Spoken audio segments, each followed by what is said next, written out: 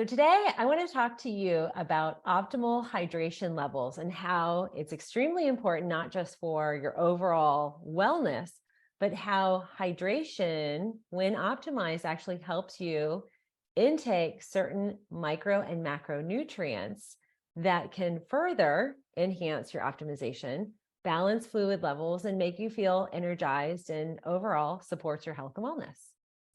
So some of the things that have been hugely impactful for a lot of the patients I work with, especially having had a practice in Florida and being in the southern region, is digging into, are you hydrating adequately and appropriately? And are you optimizing that hydration within your body? And there used to be a lot of discussion about the 8x8. So 8 ounces every hour for 8 hours and how that was an ideal standard. But there are a lot of nuances and things we need to look at when it comes to how much water should you intake on a daily basis to help support these optimal levels. Your age, your gender, your height, body mass, medications or supplements that you're taking, even kidney function can all be influential in that hydration process.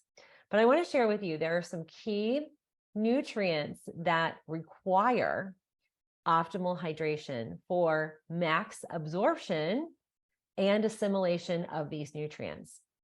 And this is a really common question when we're working with patients and we recommend something like magnesium. And here at Organixx, I always recommend magnesium 7. It's a full complex, full spectrum assortment of magnesium forms. And magnesium 7 or any magnesium form will be less effective if you are dehydrated. And our hydration levels also influence the amount of electrolytes that we're actually able to intake as well. And electrolytes help us balance our fluid levels. So if you're dehydrated, sometimes it's a snowball effect where you're not actually absorbing and assimilating core electrolytes like potassium and sodium that require optimal hydration. So I see a lot of folks starting to add the IV, electrolyte kind of mixes to their water. And those are helpful, but if you're dehydrated already, those electrolytes actually will bounce and they won't be absorbed and utilized by your body optimally. So there's a few things that I like to recommend to help support your optimal hydration levels. I like to recommend kicking off your morning with a little hit of some Himalayan sea salt and a little dash of baking soda, and starting off with that as a 4 or 6 ounce kind of shot in the morning. That kind of sets the tone of your hydration. And then optimally drinking fluids throughout the day that are enhanced with trace minerals. Minerals are great for supporting that optimized hydration, but also we're going to see a better transport of a mineral like calcium that requires optimal hydration levels. So you can actually increase your magnesium absorption and assimilation, your absorption and transport mechanism of calcium, as well as the electrolytes, potassium and sodium, if you are hydrating well. And often choosing like a caffeine or coffee in the morning is dehydrating. And even some teas are dehydrating. So being aware of what you're intaking and augmenting that either with some mineral water or infusing your morning blend of water with some key electrolytes and minerals to kick off that hydration intake is a really powerful thing to add to your daily diet. Now, I get asked quite a bit from patients whether or not it's a good idea to drink a gallon of water, or should I take 2 liters of water? And it really depends on a lot of variables. Sometimes where you live, are you living in a drier, more arid environment where you're actually losing water molecules and not totally aware through breath and breathing and talking, as well as through the skin? A lot of times there's evaporation where we're not even physically registering the kind of escaping process of our water molecules. Then also, depending on if you are active, you want to intake more fluids. If If you are a coffee or tea drinker, you want to offset that with water as well as alcohol too.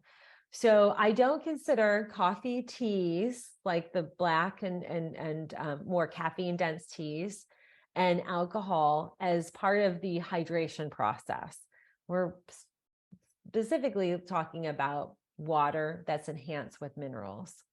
But there's also two key vitamins that we often see deficient in folks that have underlying autoimmunity, weakened immune systems, and chronic fatigue. And vitamin C and the full B complex of vitamins require hydration levels to be optimized for the max absorption and assimilation of those vitamins. And this is really important too. If you are dehydrated, ways to know if you are not having a void every 2 or 3 hours, and a void is a urination. So if you're not urinating every 2 or 3 hours, that's definitely a sign we're not moving fluids well. The other thing to notice, if you cannot read through your urine, meaning if it's not a clear or gently yellow, light yellow, and it's darker yellow or even kind of orangey color, that's a sign that we're in a dehydrated mode. Also, you might be dehydrated if you are constipated, and constipation is a sign of dehydration.